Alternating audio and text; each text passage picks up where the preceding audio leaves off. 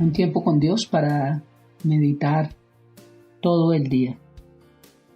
Él guarda su palabra. Y leemos en Isaías capítulo 55, versículos 10 y 11. Y dice la palabra de Dios: porque como desciende de los cielos la lluvia y la nieve, y no vuelve allá, sino que riega la tierra y la hace germinar y producir, y da semilla al que siembra y pan al que come. Así, de esa misma manera, con esta analogía de la lluvia y de la nieve, así será mi palabra que sale de mi boca. No volverá a mí vacía, sino que hará lo que yo quiero y será prosperada en aquello para que la envíe. Quiere decir que de la misma manera la palabra que sale de la boca de Dios hará germinar y producir, y dará semilla al que siembra y pan al que come, porque la palabra de Dios cumple los dos propósitos: para sembrarla, pero también para comerla, porque Él es nuestro pan. Y vemos el contexto de esta palabra en los tiempos donde el profeta Isaías se dirigía al pueblo de Israel, al pueblo de Dios, en un tiempo donde estaban próximos a volver del exilio de Babilonia. Estaban siendo cautivos por el imperio de Nabucodonosor y estaban a punto de volver de su cautiverio, y el pueblo estaba siendo animado por tantas personas y vemos diferentes profetas que vinieron para este mismo tiempo a profetizar que habían escuchado acerca de la fidelidad y el poder de Dios para el pueblo de Israel. Confiados en el Señor, se habían dispuesto a regresar a la tierra. Pero la situación que encuentran al volver parece contradecir las promesas divinas o lo que los profetas habían dicho. Tal vez a veces nos pasa lo mismo. Llega una promesa a nuestra vida y nos ilusionamos y decimos: wow, sí, esto es para mí.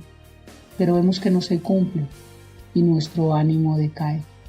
Y esto le pasó al pueblo de Israel porque lo que Dios le había dicho a través de los profetas vieron que no se cumplió inmediatamente.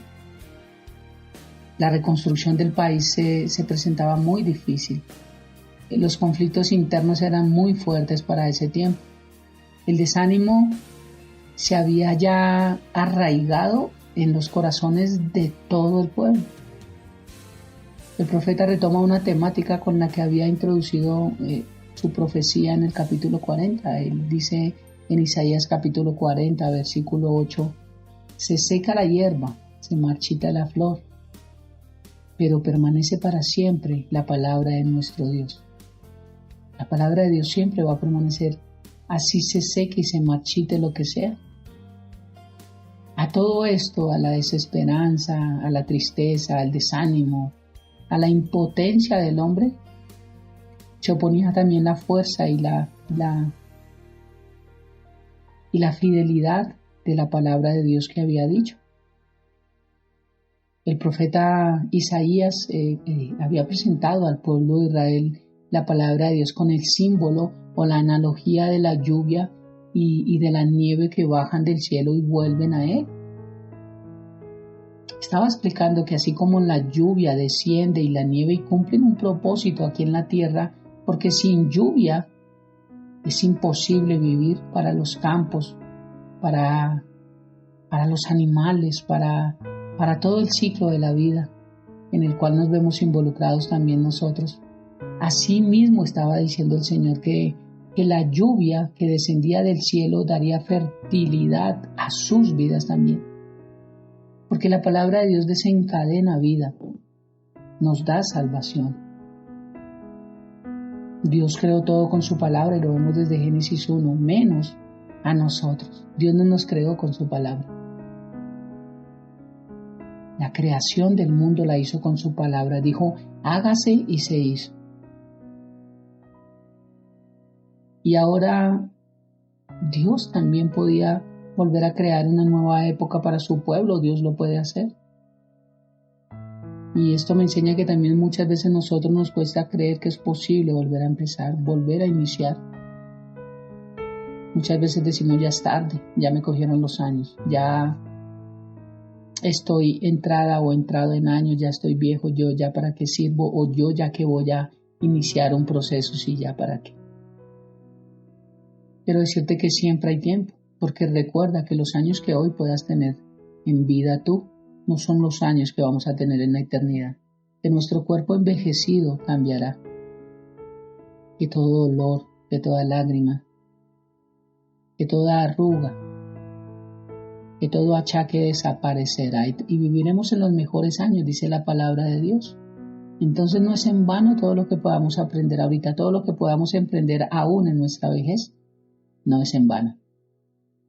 La palabra de Dios nos invita a no confiar tanto en nuestras fuerzas o a no desconfiar de ellas también, porque a veces al no tener fuerzas desconfiamos y creemos que no somos capaces, sino que confiemos en el poder infinito de Dios, que es Él, a través de su poder, del Santo Espíritu de Dios, que hace todas las cosas nuevas. Eso dice Apocalipsis en el capítulo 21, y aquí yo hago todas las cosas nuevas.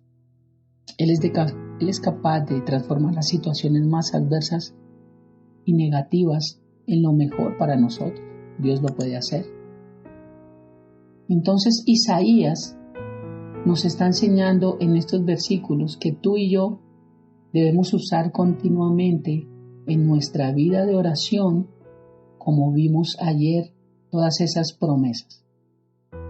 Este versículo es como una columna vertebral en la vida de oración de cualquier persona, porque tenemos que entender que ninguna palabra que haya salido de la boca de Dios va a volver a Él vacía, va a cumplir el propósito aquí en la tierra, en nuestras vidas, por lo cual Él las envió. Cada promesa que nosotros lanzamos tiene que ser como la lluvia y la nieve, que germina y produce, da semilla y da pan. Es productiva. Es importante en nuestras oraciones, y si podemos memorizar este versículo, es 55:11, sería importante. Así será mi palabra que sale de mi boca, no volverá a mí vacía, sino que hará lo que yo quiero, es lo que Dios quiere, y será prosperada en aquello para que la envíe. Por eso cada promesa tiene un propósito en nuestras vidas. Cada palabra que salió de la boca de Dios tiene un propósito especial. No es como nosotros que salen y salen palabras de nuestra boca sin pensar y después nos arrepentimos de lo que decimos. No, cada palabra de Dios tiene un propósito específico y un bienestar para cada uno de nosotros. Dios dijo en Jeremías capítulo 1, versículo 12, yo apresuro mi palabra para ponerla por obra. Si hay alguien que pone por obra lo que dice, si hay alguien que hace lo que dice, como dice Santiago 1:12, no ser solamente oidor sino hacedor, si hay alguien que cumple este requisito, es Dios. Si hay alguien que predica más en silencio que con palabras, es Dios.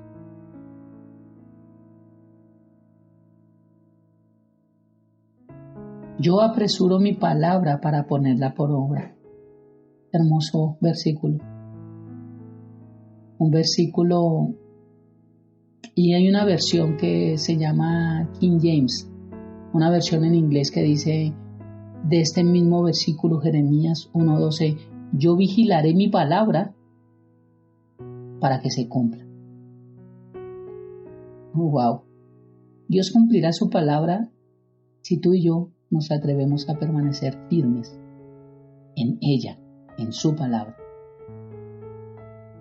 Y yo sé que las mayores respuestas a la oración que muchos hemos recibido llegan cuando le mencionamos a Dios su palabra. Cuando le recordamos, como vimos ayer, todo lo que decía al respecto. Bendito Dios por su palabra. O sea que la palabra de Dios no va a volver vacía a Él, va a cumplir el propósito y va a actuar, va a hacer, va a producir. Y ella cumple un propósito especial. Así que mencionemos su palabra en nuestras oraciones y entendamos que Dios cumple. Él cumple su palabra y yo recibo los beneficios. Porque la tierra que recibe lluvia y recibe nieve, germina y produce vida, da alimento. Y el beneficio es para la tierra. Así, con esta comparación, todo lo que salió de la boca de Dios cumplirá un propósito para producir vida en nosotros y para ser también una semilla, para poder ir y sembrarla en otros. Él guarda su palabra. Si hay alguien que cumple lo que promete, es Dios. Si hay alguien que no ha dejado una promesa sin cumplirse, es Dios. Si hay alguien que realmente no falla, es Dios. Si hay alguien que es verdaderamente fiel a su palabra, es Dios. ¿Por qué no hemos de creerle? Te invito para que oremos en esta hermosa mañana. Padre hermoso de gloria, gracias. Gracias porque viendo que estamos en un nuevo pacto, Señor, vemos que tomando promesas podemos recibir para que se cumpla un propósito específico en nuestras vidas. Y tu propósito es que demos fruto, mucho fruto en abundancia, Dios. Hoy te damos gracias, Señor, por esta verdad, por enseñarnos, por tu palabra, Dios. Y nos pararemos, Dios, cada vez que oremos, en hablar tu palabra. Por eso la importancia de memorizarla, Dios. Y de, bajo este nuevo pacto, poder tomar todo lo que tú has dado para nosotros. En el nombre de Jesús. Gracias por tu bendición, gracias por tanto que tú has dado a nosotros. Gracias porque el ciclo de la vida, de bendición y de propósitos ya fue dado, Señor. Y yo tengo sencillamente que entenderlo, vivirlo, tomarlo y hacerlo realidad. En mi vida, en mi hogar, en mis metas, en mis sueños, en mis proyectos.